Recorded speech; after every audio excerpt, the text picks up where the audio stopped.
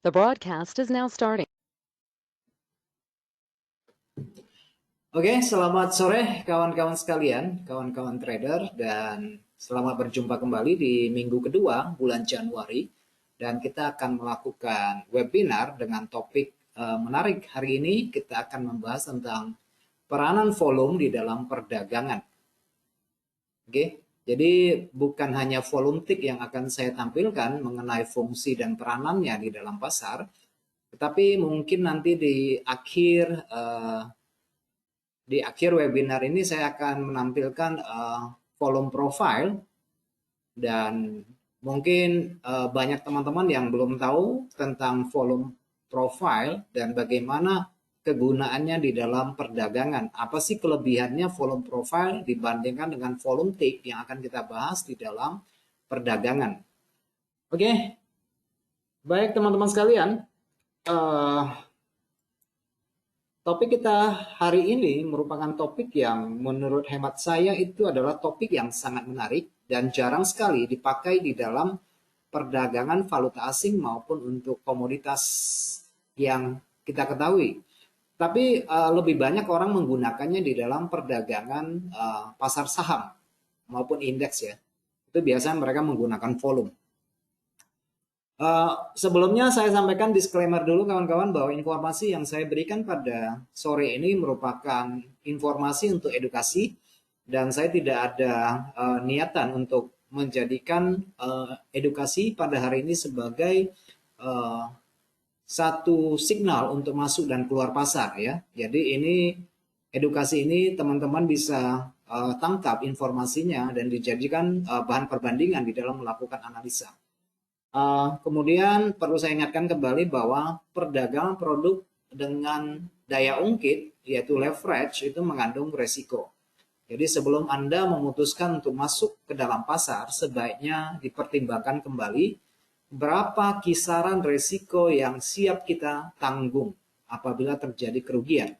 Karena namanya perdagangan virtual, kemungkinannya cuma dua, yaitu berapa besaran resiko yang mampu kita tanggung dan berapa besaran pengembalian yang kita ingin dapatkan. Oke, hasil dari akhir dari perdagangan cuma ada tiga. Anda mendapatkan keuntungan, Anda mendapatkan kerugian, atau draw. Gitu ya. Oke, baik kawan-kawan. Nah, nanti sepanjang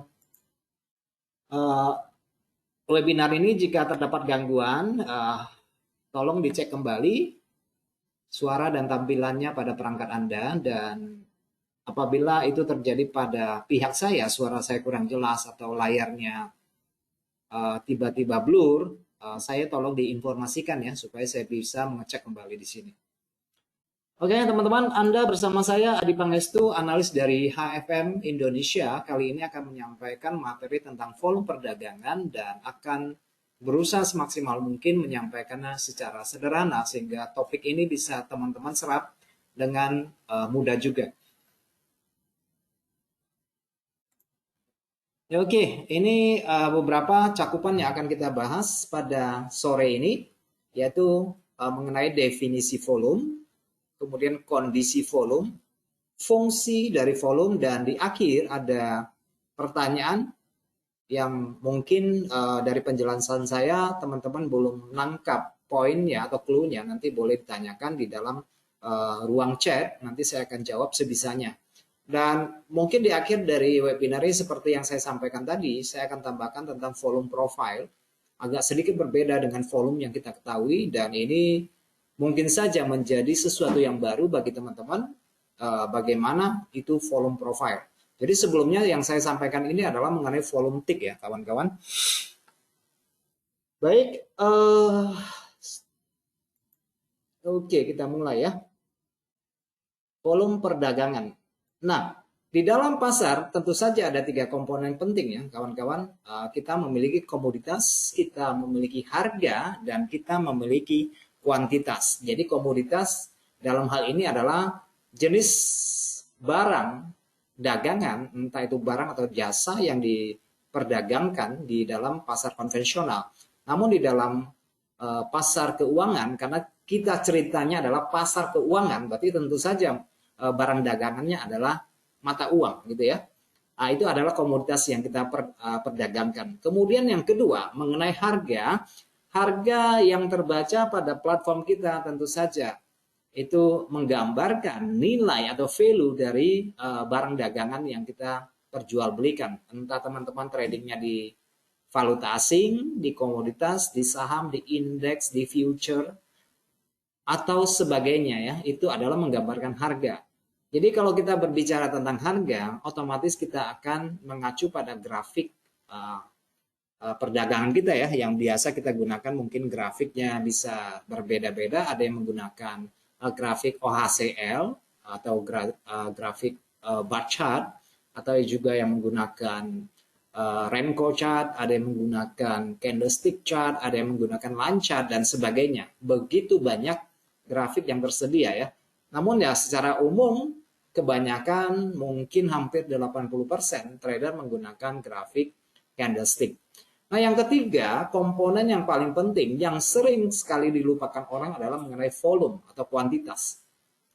Kalau kita berbicara tentang volume berarti kita akan berbicara tentang lot size ya, ukuran jumlah lot di dalam perdagangan pasar. Bagaimana kita bisa membaca volume yang naik dan volume yang turun. Oke. Dari komoditas harga dan volume ini adalah 3 komponen yang tidak mungkin dipisah-pisahkan, kawan-kawan. Semisal Anda mau pergi ke pasar membeli jeruk, nah biasanya kita akan bertanya kepada pedagang 1 kilo jeruk harganya berapa. Nah, dalam satu kalimat pertanyaan menanyakan harga sebenarnya itu sudah mengandung 3 komponen yang saya sebutkan ini, yaitu komoditasnya adalah jeruk, harganya menggambarkan ya harga dari jeruk itu. Kemudian 1 kilo kita bilang. Nah, 1 kilo menyangkut kuantitas. Nah, di dalam perdagangan forex maupun yang lain itu kita kenal dengan istilah lot ya. Nah, 1 lot gitu ya, 1 lot atau 2 lot, 3 lot itu menggambarkan kuantitas.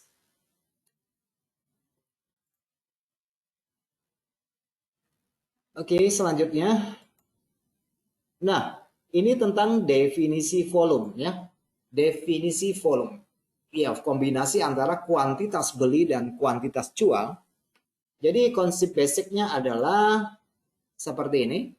Apabila volume beli lebih besar daripada volume jual, maka harga akan naik karena volume transaksinya yang beli lebih banyak. Maka akan memvalidasi pergerakan harga naik. Ya. Dan sebaliknya juga demikian. Jika volume belinya lebih kecil daripada volume jual, maka harga cenderung akan turun. Oke, harga akan cenderung turun. Namun kondisi ini tidak bisa kita gambarkan secara garis besar seperti ini. Saya hanya bilang volume beli besar, dari volume jual maka harga akan naik. Tetapi kita harus juga melihat konteks dan kondisi pada pasar yang ada di depan mata kita. Oke. Dan jika volume beli lebih kecil daripada volume jual, maka harga akan turun. Nah, turunnya bagaimana? Apakah turun koreksi atau turun untuk trend? Oke. Jadi di dalam webinar ini saya akan menjelaskan 4 konteks pasar dengan menggunakan volume supaya kita bisa mengetahui secara baik peranan volume di dalam perdagangan. Oke, saya memberikan ilustrasi, misalkan ada 100.000 kontrak beli atau 100.000 lot beli dan 10.000 kontrak jual, maka kondisi ini seller tidak memiliki peluang untuk menang dan harga akan cenderung naik. Nah, begitupun juga sebaliknya. Jika ada 100.000 kontrak jual dan 10.000 kontrak beli, maka buyer tidak memiliki peluang untuk bertahan. Nah, yang menjadi pertanyaannya, kenapa volume itu begitu penting di dalam pasar? Karena itulah salah satu informasi yang diberikan pasar kepada kita. Karena rata-rata sebagian besar pergerakan perdagangan yang kita lakukan setiap hari, volume perdagangannya itu dilakukan oleh bank-bank besar yang memiliki modal yang besar, yang mempengaruhi harga di pasar, yang menggerakkan harga di pasar, mereka memiliki alat perdagangan yang baik, mereka memiliki perhitungan algoritma yang baik, mereka memiliki rata-rata trader profesional yang baik, mereka memiliki informasi yang banyak, dan tentu saja mereka memiliki uang yang banyak. Oke, jadi mereka mempengaruhi, menggerakkan pasar, memanipulasi pasar. Oke, jadi begitu pentingnya volume di dalam transaksi, itu salah satu menjadi komponen yang harus diperhatikan oleh pedagang retail seperti kita. Oke, seperti kita harus memperhatikan volume. Oke, mungkin ini bisa menjadi catatan bagi teman-teman sekalian. Yuk saat ini untuk memperhatikan beberapa volume di dalam perdagangan. Tergantung atau terlepas dari komoditas apa yang teman-teman perdagangkan, gitu ya. Oke, lanjut. Ini adalah beberapa kondisi volume. Tentu saja ini adalah volume tick yang saya ceritakan ya kawan-kawan sekalian, supaya nanti kita bisa memahami nanti dalam membaca grafik sehari-hari. Nah, ini adalah kondisi yang pertama. Saya bercerita tentang volume tick ya. Ini adalah kondisi pertama. Apabila teman-teman nanti melihat harga lagi naik, perhatikan volume tick-nya di bawah. Apakah kenaikan harga tersebut sinkron dengan harga peningkatan volume yang terjadi, gitu ya.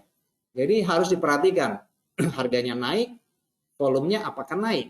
Jika kondisi yang teman-teman dapati di sini, harganya naik, volumenya naik, ini tentu saja menggambarkan situasi yang dinamis dan sinkron di situ. Jadi senada ya, naiknya ke atas, harganya, volumenya juga ikutan naik. Nah, ini sebenarnya menggambarkan apa? Ini menggambarkan apa? Jadi menggambarkan bahwa harga bergerak naik, volume yang bergerak naik searah, itu sama dengan tren naik. Oke, ini sama dengan tren naik.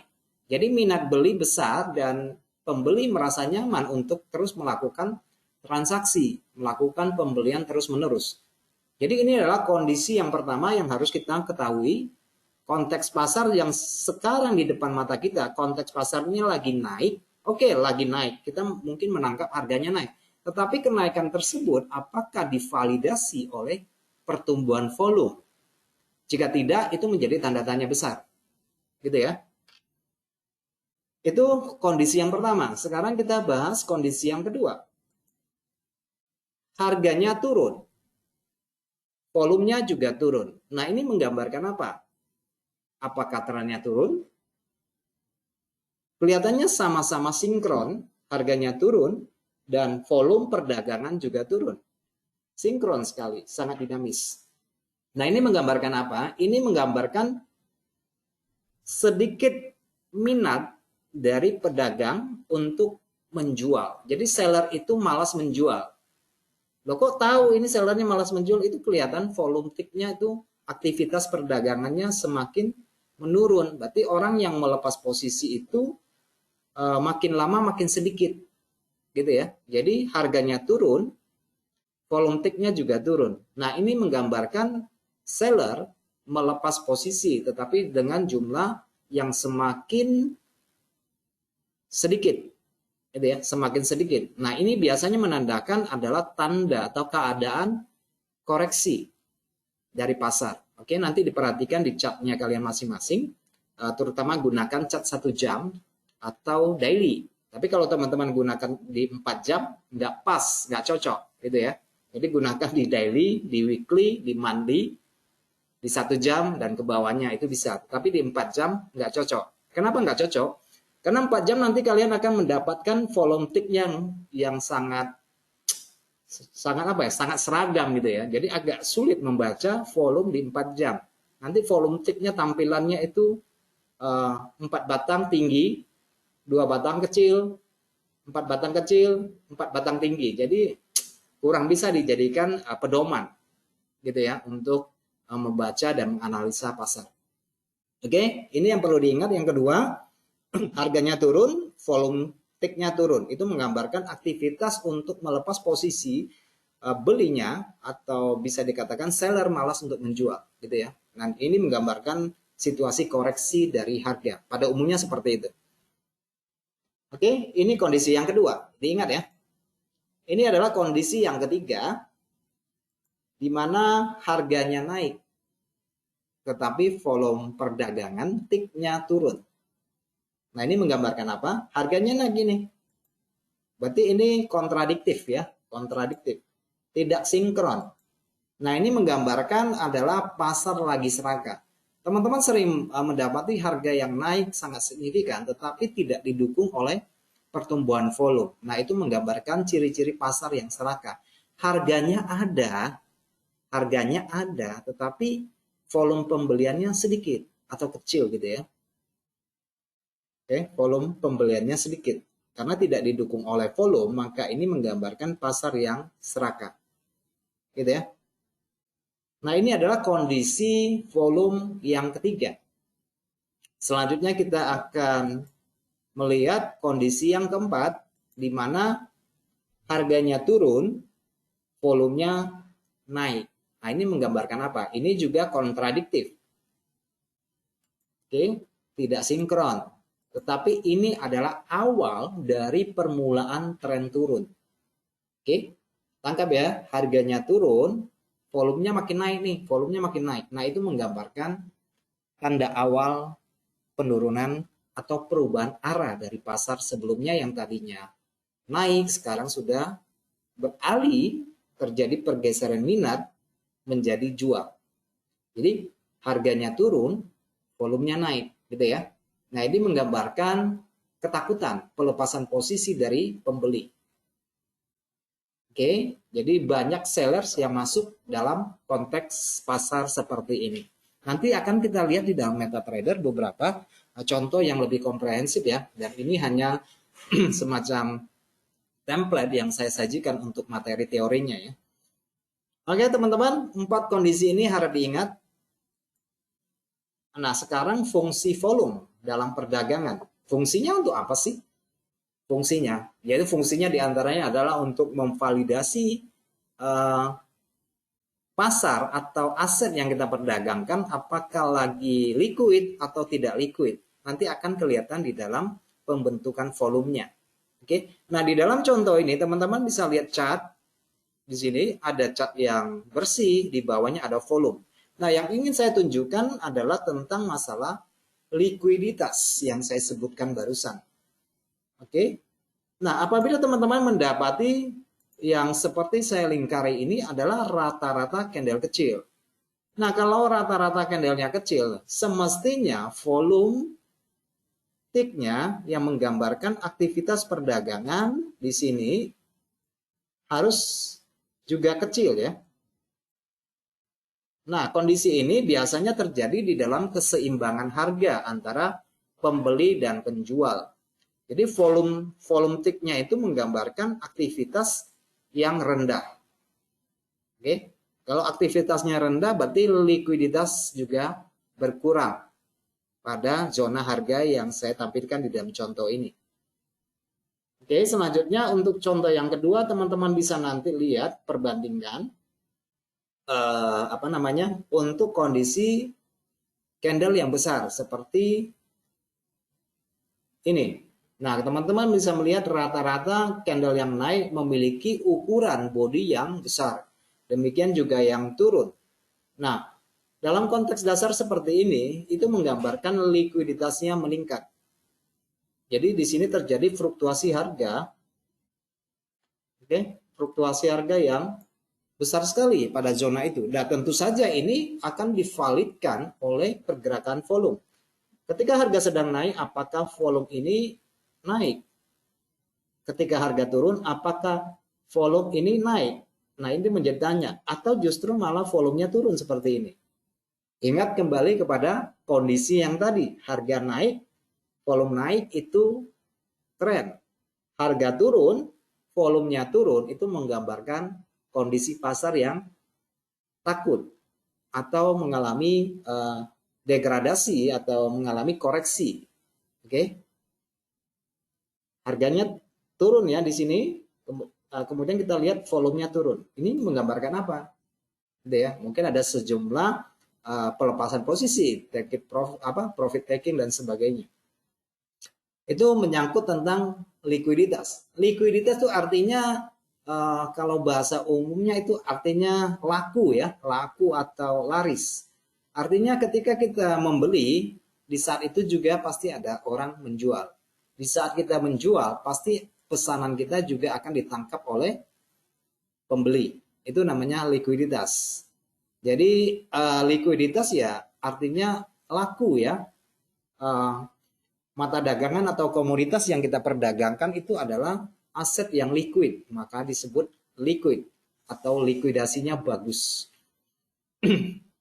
Nah, itu untuk fungsi yang pertama, untuk memvalidasi likuiditas. Oke, selanjutnya teman-teman bisa melihat di sini saya tampilkan grafik contoh yang lain bahwa fungsi salah satu dari volume itu adalah memvalidasi tren. Oke, memvalidasi tren. Teman-teman bisa lihat di sini dari pergerakan harga naik di sini membentuk harga tinggi yang lebih rendah, harga rendah yang lebih tinggi. Nah, secara teori Dow ini adalah kondisi tren naik. Oke. Nah, dari kondisi tren naik ini kita akan melihat rata-rata pergerakan volume apakah terjadi peningkatan, koreksi, tren, koreksi, tren, koreksi. Nah, begitu terjadi breakout pada zona yang saya bulatin ini, perhatikan volumenya. Apakah volumenya juga mengalami kenaikan? Harganya turun,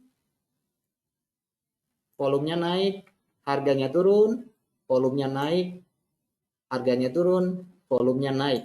Ingat kembali kondisi dari volume yang saya jelaskan yang pertama tadi ya. Jadi ini ada harmonisasinya di situ. Jadi fungsi volume yang kedua adalah untuk memvalidasi tren. Oke, selanjutnya kita bisa melihat fungsi volume dalam perdagangan adalah untuk memvalidasi breakout. Jadi teman-teman sebagai trader breakout harus memperhatikan volume, itu juga penting karena tidak semua breakout itu pasti membawa perubahan harga. Karena breakout tersebut mungkin saja itu adalah whipsaw, mungkin saja itu adalah false breakout. Jadi harus kita pastikan volumenya memvalidasi enggak breakout tersebut.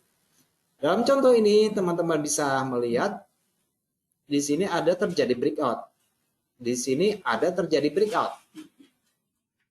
Oke, kemudian di sini juga terjadi breakout. Di sini terjadi breakout. Nah, kondisi breakout ini akan valid apabila breakout ini divalidasi oleh kenaikan volume. Oke, jadi breakout itu harus divalidasi oleh volume. Tidak semata-mata breakout itu bahwa harga itu akan terus naik atau akan terus turun. Oke, nah setiap perhatikan di breakout ini semestinya volumenya itu meningkat.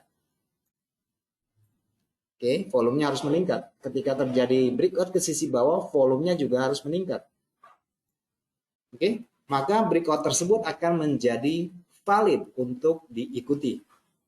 Nah, itu menggambarkan bahwa benar-benar pergeseran minat itu menjadi salah satu signal yang dapat dipercaya karena terjadi pertumbuhan volume perdagangan. Dalam hal ini kalau konteks breakout-nya naik, berarti itu terjadi pertumbuhan volumenya naik. Dan ketika konteks pasarnya bercerita tentang breakout ke sisi bawah, semestinya juga diikuti oleh peningkatan volume. Jadi bukan sekedar koreksi, tetapi terjadi peningkatan volume. Nah, itu biasanya menggambarkan perubahan arah, gitu ya. Jadi ini adalah fungsi dari volume yang ketiga, yaitu memvalidasi breakout.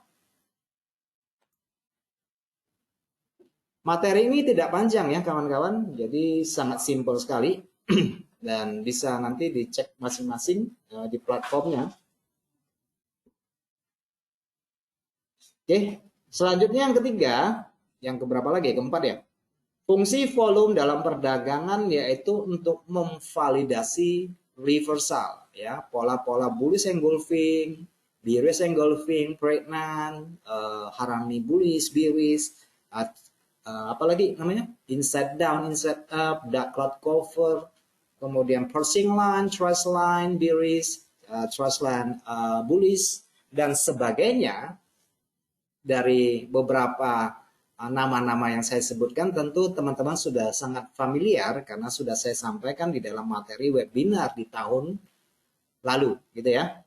Nah, ketika pola-pola reversal seperti ini itu harus divalidasi oleh volume. Oke, ada pola naik ini, volumenya bagaimana? Apakah terjadi peningkatan? Ketika terjadi penurunan, apakah volumenya juga mengalami peningkatan? Itu harus diperhatikan. Oke, karena setidaknya akan memfilter menguatkan alasan kita untuk masuk pasar. Ini benar nggak di reversal kan gitu ya. Kadang-kadang juga fake, kadang-kadang juga nipu. Saya cek dulu deh apakah pola reversal tersebut mengalami perubahan volume.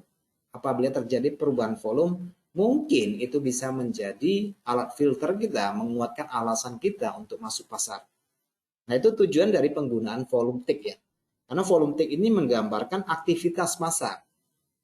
Oke, tentu saja volume tick ini tidak sepenuhnya itu benar karena volume yang benar itu hanya ada di dalam bursa.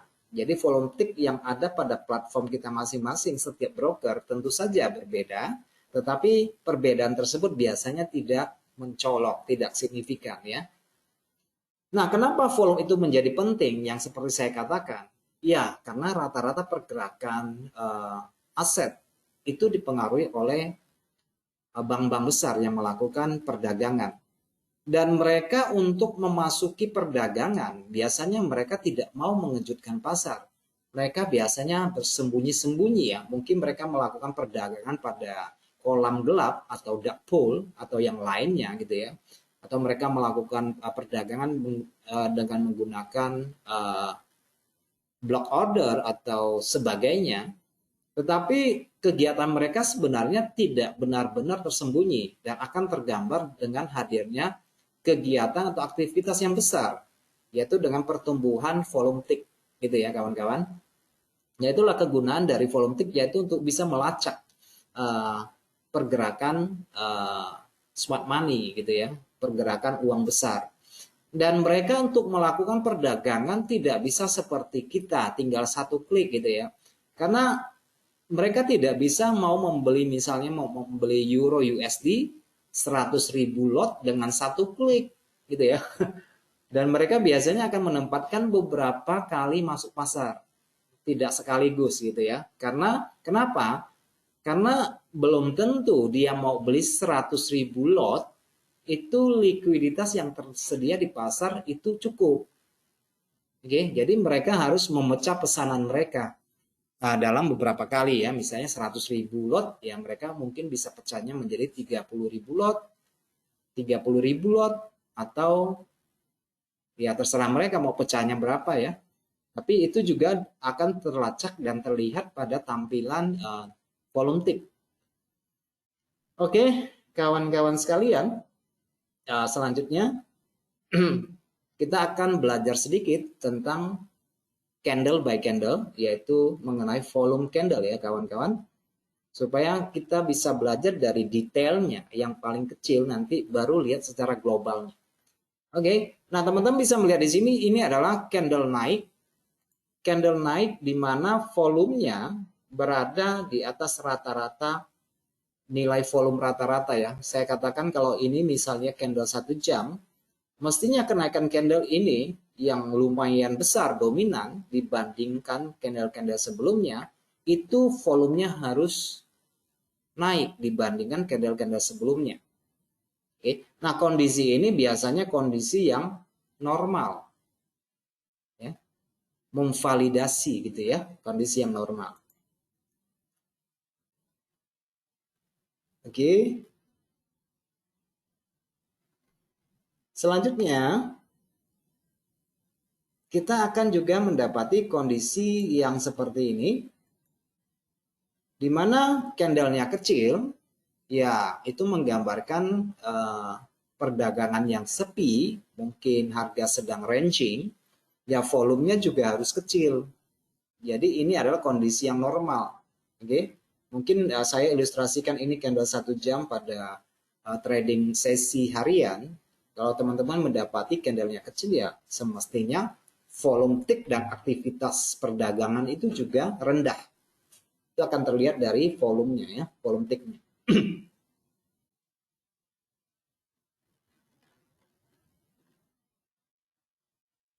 Nah, yang selanjutnya ini adalah kondisi yang tidak normal. Nah, kondisi yang tidak normal bisa memiliki dua makna.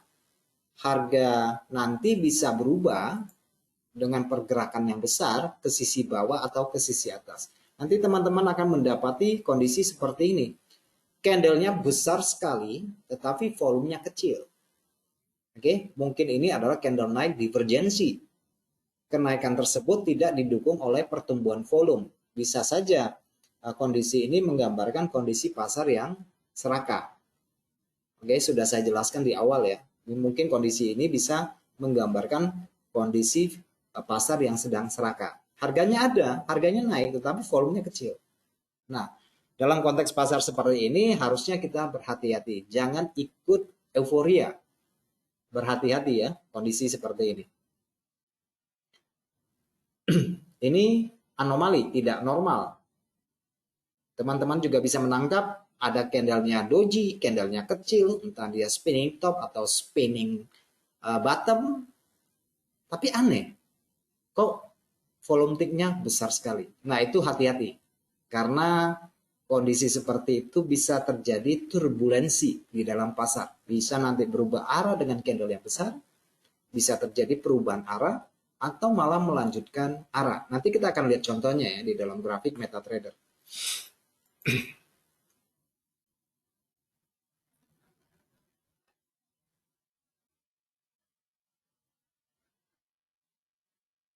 Sambil saya jelaskan, nanti kalau ada pertanyaan dicatat ya. Oke, sekarang ini materi yang ketiga, yaitu peranan volume di dalam fase pasar. Fase pasar yang saya gambarkan di sini teman-teman bisa melihat ini adalah fase akumulasi. Bagaimana peranan volume itu?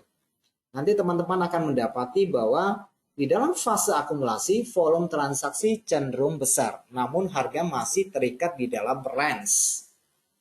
Oke, harga terikat di dalam range. Mungkin teman-teman sudah melihat fase ini pada emas beberapa waktu yang lalu di kisaran bulan Oktober, November, September, Oktober, November. Nah, itu adalah pasar dalam kondisi fase akumulasi. Jadi, di dalam pasar saham, fase akumulasi artinya di situ investor sudah mulai mengkoleksi saham ya. Mulai beli kecil-kecil, mulai nyicil. Nah, ini disebut dengan fase akumulasi. Nah, yang bisa kita lihat dari fase akumulasi, kita harus memperhatikan.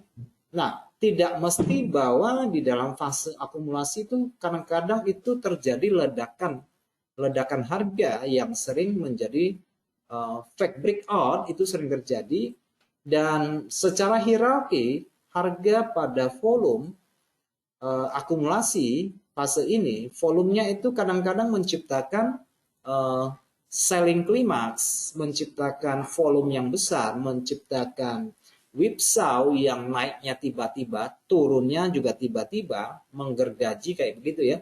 Itu biasanya volumenya juga gede. Nah, untuk keluar dari zona keseimbangan pada fase akumulasi, biasanya breakout pada sisi atas itu terjadi dalam beberapa kali, gitu ya. Bagaimanapun yang namanya naik ke atas itu membutuhkan lebih dari satu kali.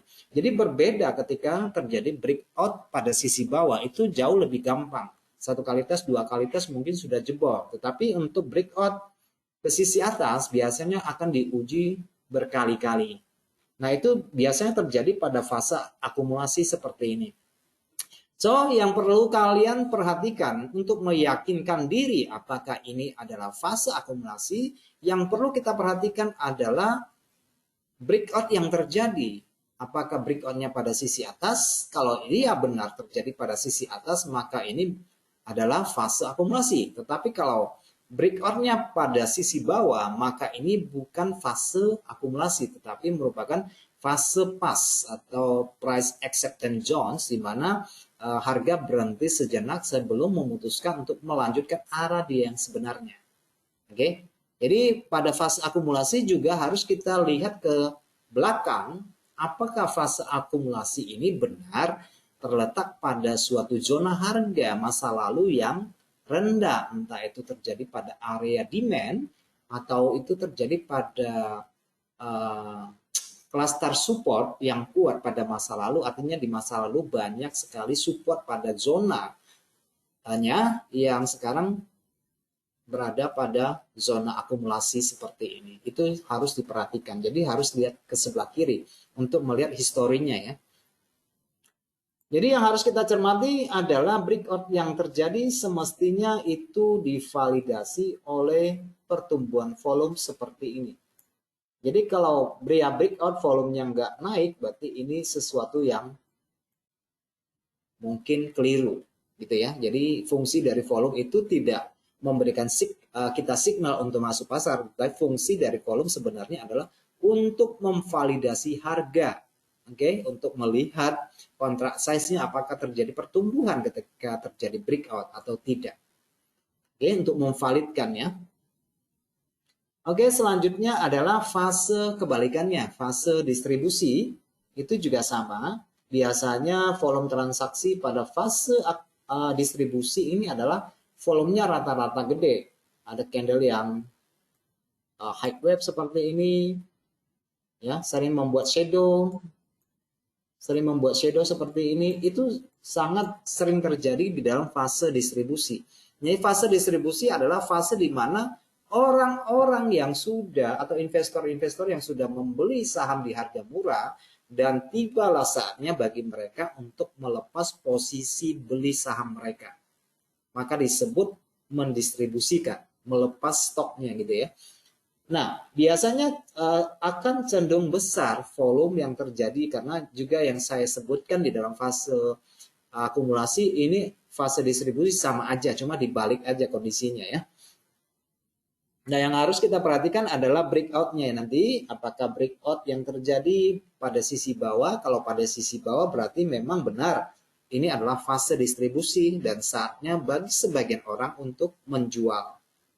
Oke, nanti akan diikuti oleh diikuti oleh partisipasi seller yang masuk ke pasar nanti. Karena di sini sudah benar nyata bahwa fase distribusi adalah fase terjadinya perubahan tren. Oke, fase terjadinya perubahan tren. Bukan hanya perubahan arah ya, tetapi ini juga bisa menjadi fase perubahan tren. Jadi breakout yang terjadi pada sisi bawah itu akan divalidasi oleh peningkatan volume. Oke, terjadi peningkatan volume pada sisi bawah. Jadi breakout itu harus divalidasi oleh volume. Jadi kalau breakout tidak divalidasi oleh volume, masih menjadi tanda tanya pada area tersebut. Oke, selanjutnya teman-teman, kita sudah masuk 2 fase pasar. Dan sekarang yang perlu kalian perhatikan, yang terutama yang menggunakan strategi supply dan demand, volume itu peranannya juga sangat besar untuk memfilter pada area demand. Nah, biasanya orang sudah masuk pada area demand langsung memutuskan untuk membeli.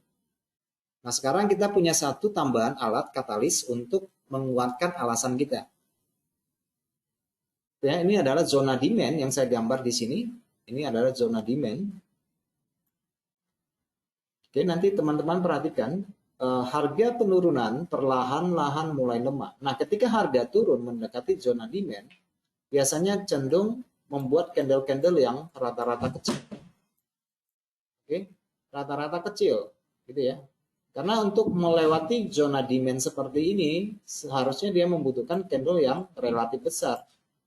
Akan terjadi penembusan pada zona demand, tetapi kalau penurunan itu akhirnya menghasilkan bentuk-bentuk candle yang kecil, doji, candle ranging. Nah, diperhatikan karena itu sebenarnya merupakan satu momentum bagi pedagang yang menggunakan strategi supply dan demand untuk masuk pasar. Kalau terjadi pemantulan bouncing yang divalidkan oleh volume. Oke ya, kawan-kawan sekalian. Bisa diperhatikan rata-rata candle kecil ini volumenya juga harus turun. Seperti kondisi yang saya jelaskan dalam bentuk-bentuk candle dan volume rata-ratanya di situ. Oke, nah bouncing yang terjadi nantinya atau ada pola untuk reversal, pola reversal, ingat kembali ke yang barusan tadi, bahwa volume itu juga memvalidasi pola reversal. Nanti ada terjadi pertumbuhan momentum, itu juga harus diikutkan oleh kenaikan volume. Jika tidak, kemungkinan signal itu tidak valid. Oke, ini adalah testing demand. Kemudian kalau ada testing demand, tentu saja ada testing supply. Oke, ini adalah level supply, zona supply. Nah, diperhatikan nanti candle ketika mulai ini sebagai impulse. Ini adalah sebagai impuls. Nah, tentu saja impuls ini, impuls harga ini sudah harus ada breakout-nya dulu kan. Ada breakout secara diagonal atau breakout secara horizontal. Itu sudah harus terjadi breakout. Sehingga kita bisa mengkategorikan bahwa awal penurunan dari konteks contoh yang saya gambarkan ini adalah zona supply pada sisi atas. Yaitu tanda-tandanya adalah ada perubahan minat berupa breakout secara diagonal maupun breakout secara horizontal. Oke. Nah, perhatikan ketika harga membentuk gelombang korektif ke sisi atas pada zona ini, perhatikan volumenya. Harga naik perlahan mulai melemah dan tampil candle-candle kecil pada area supply. Bisa dilihat di sini. Candlenya rata-rata kecil, berbentuk aneh. Candle doji, hanging man, shooting star, doji star akan muncul pada zona daerah supply. Dan ketika ada pola muncul, harusnya di sini terjadi kenaikan volume yang sangat signifikan, memvalidkan bahwa zona supply itu sudah dites. Oke, dan penurunan lanjutan akan terjadi dengan volume yang turut meningkat. Oke, kembali ke awal tadi ya, kondisi volume yang saya jelaskan 4 tadi. Kemudian apa lagi? Peranan volume dalam fase pasar yang disebut dengan buying climax dan selling climax. Nah, ini tentu saja terjadi di dalam zona akumulasi dan zona distribusi ya kawan-kawan. Jadi biasanya buying climax itu akan ditandai dengan kenaikan volume yang mendadak besar, tetapi candlenya doji seperti ini.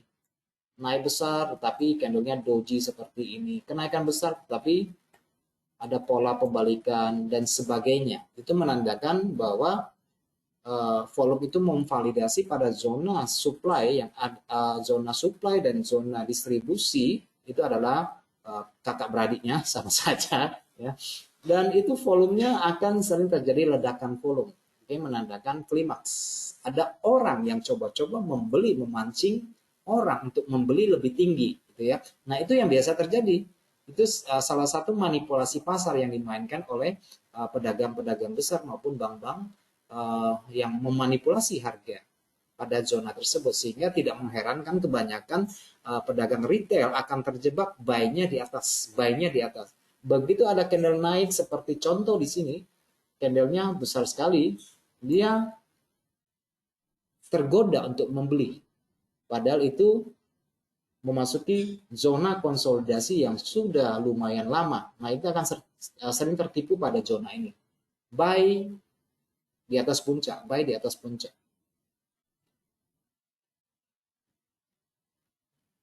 Oke, ini buying climax dan ini adalah selling climax juga terjadi pada zona demand maupun pada zona fase pasar, fase akumulasi. Dia tentu saja akan hadir dengan candle-candle besar yang dominan dan volumenya juga gede-gede. Kelihatan di sini volumenya besar-besar, tetapi harga tetap terikat di zona tersebut. Nah, ini biasanya menggambarkan selling climax. Selling climax itu biasa ditandai dengan candle kecil seperti ini, nanti dia mendadak besar ke bawah. Gitu ya. Biasa itu terjadi ditandai dengan candle kecil seperti ini, kemudian dia sell, volumenya meningkat, tetapi tidak terjadi breakout pada sisi bawah.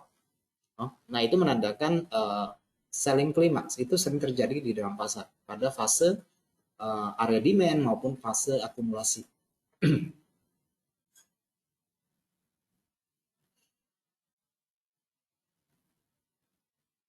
Oke, itu adalah penjelasan saya tentang volume tick. Mudah-mudahan ini bisa berguna. Nah, yang ada di depan layar Anda ini sedikit berbeda. Ini bukan volume tick, tetapi ini biasa disebut sebagai volume profile. Nah, bedanya apa? Bedanya dengan volume tick dengan volume profile itu apa? Kalau volume tick yang saya jelaskan tadi itu berdasarkan horizon waktu ya. Berdasarkan waktu sesi perdagangan sudah selesai muncul volumenya, sesi perdagangan selesai muncul volumenya. Tetapi untuk volume profile dia akan ini merupakan salah satu indikator baru ya, masih sangat baru lah ya, baru-baru ini ya. Ya kira-kira 4 5 7 tahun yang lalu ya. Masih baru dan mungkin sangat jarang trader forex menggunakan volume ini.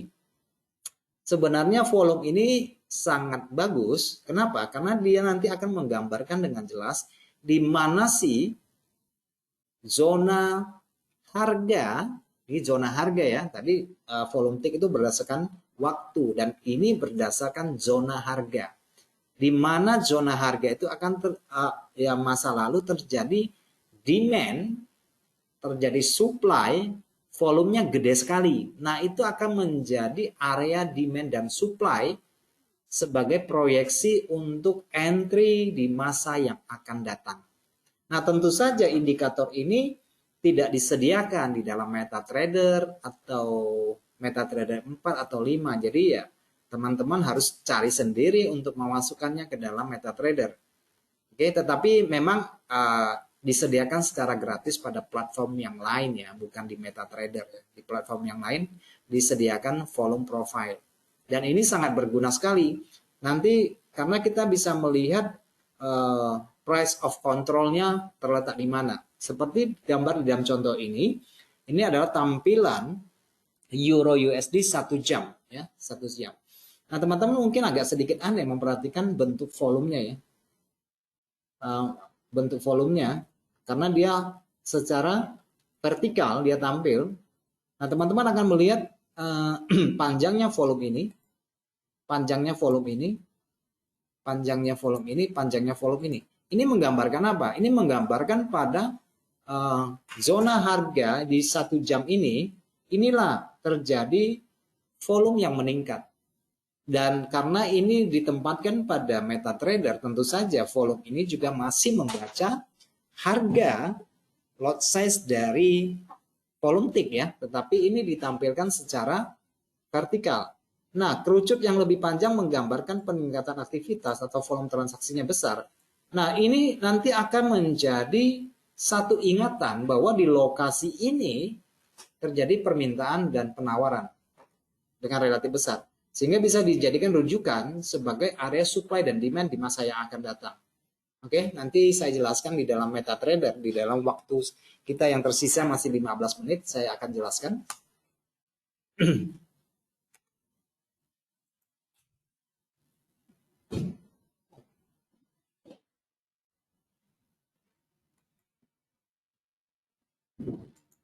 Oke, kita langsung ke MetaTrader ya.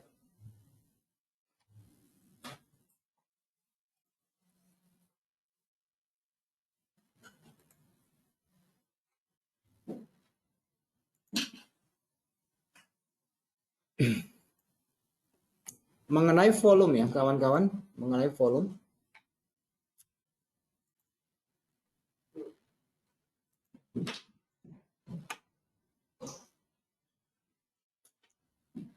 Oke, kita pakai volume tick dulu ya.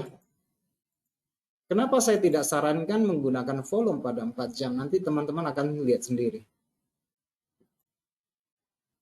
Karena pada market yang sepi seperti penutupan menjelang penutupan pasar dan pembukaan pasar, cenderung transaksi itu akan memiliki likuiditas yang kurang ya. Nah, ini adalah tampilan 4 jam, jadi volumenya sangat rapi sekali ya.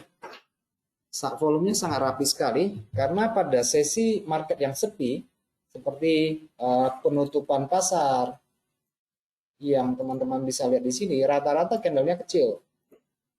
Rata-rata candlenya kecil, sehingga akan tergambar dari volumenya juga kecil ya. Hanya pada jam-jam sibuk, pada sesi Eropa dan sesi Amerika, volume akan bergerak signifikan. Oke, nah tentu saja volume ini bisa kita gunakan, kawan-kawan sekalian, bisa kita gunakan sangat baik sekali. Mungkin tampilan volume saya ini kan bentuknya hijau semua ya, tetapi kalau tampilan aslinya itu kan dia kasih warna merah sama hijau. Merah sama hijau itu menggambarkan gitu ya. Merah sama hijau. Misalnya dari sini adalah hijau-hijau kemudian merah. Nah, merah ini bukan menggambarkan volumenya turun. Memang volumenya turun tetapi dibandingkan dengan 1 jam sebelumnya. Jadi kita harus melihat secara konteks trennya kawan-kawan sekalian ya. Tetapi volume ini bisa dipergunakan bat satu bar ya gitu ya. Itu bisa digunakan. Kita ambil contoh ya. Ambil contoh di sini. Dan volume ini nanti bisa di mix dengan indikator osilasi lainnya ya. Misalnya saya gunakan RSI nanti untuk memvalidasi tren dan saya gunakan volume untuk price action. Oke, jadi kita membuat satu strategi. Saya menggunakan RSI pada level tengah ya untuk mengkonfirmasi tren. Oke, teman-teman, misalnya saya kasih buat contoh yang ada di sini.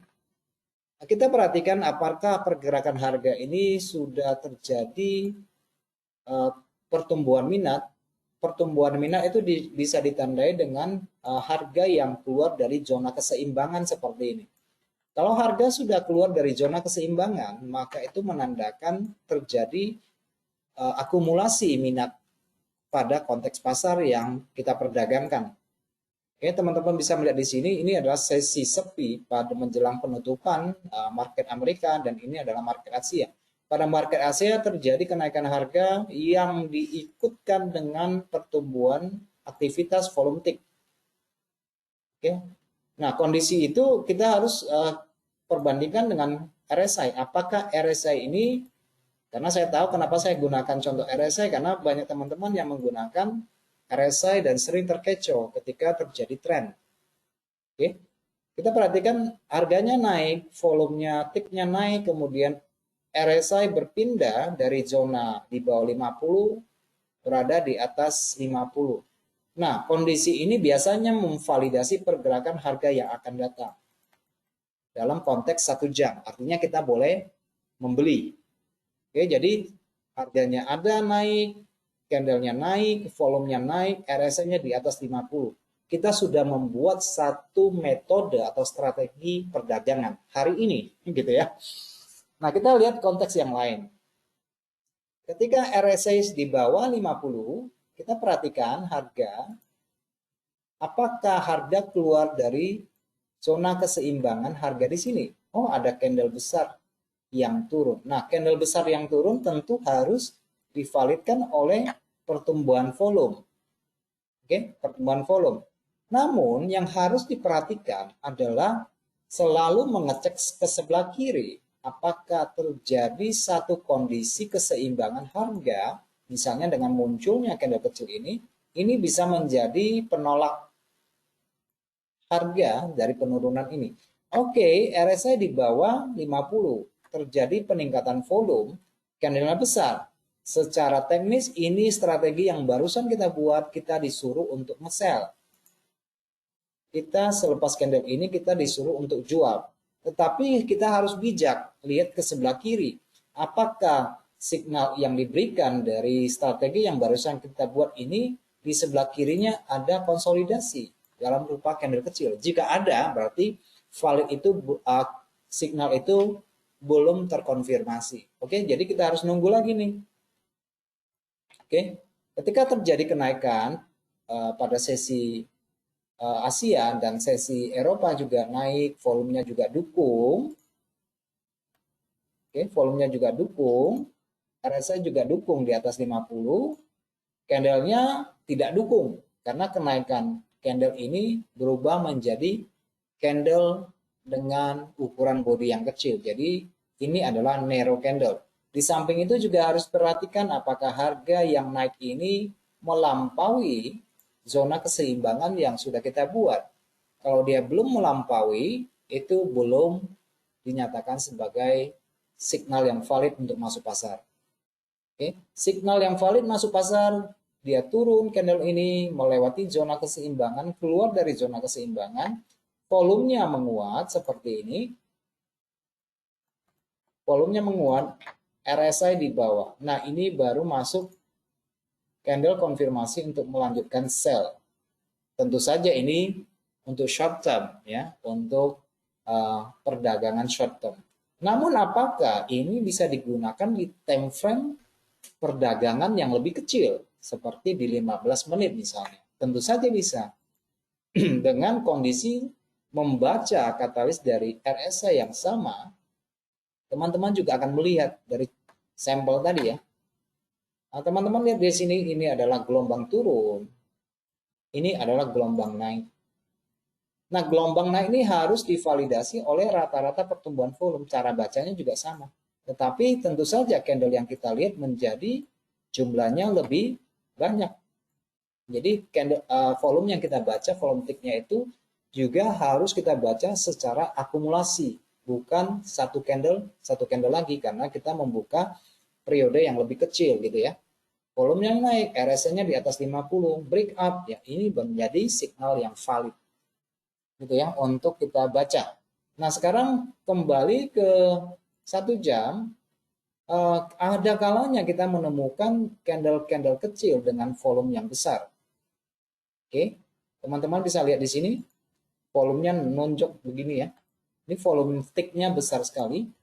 Dari tadi pagi tidak ada volume yang naik. Tiba-tiba muncul satu volumenya gede di sini. Volume tick-nya melebihi rata-rata dari volume yang sudah dicatatkan dalam perdagangan sesi paginya. Volumenya naik. Tapi anehnya candlenya justru candle kecil. Nah, inilah yang saya sebut sebagai kondisi anomali. Kondisi yang tidak normal dan itu bisa terjadi pergerakan yang kuat, bisa pergerakan yang sesuai arah trennya atau berbalik melawan trennya. Itu munculnya candle kecil ini ya. Tetapi pada umumnya lebih cenderung memperhatikan bias yang terbentuk sebelumnya. Kalau biasnya naik, muncul candle anomali. Ini adalah inverted hammer, kemudian volumenya besar sekali, RSI masih di atas 50, maka pilihan salah satunya adalah membeli. Oke, jadi yang perlu kita cermati adalah candle-candle anomali karena dia menggambarkan situasi pasar yang tidak normal dan kita harus menangkap signal ini. Candle anomali ini munculnya pada lapisan harga, apakah pada area demand atau area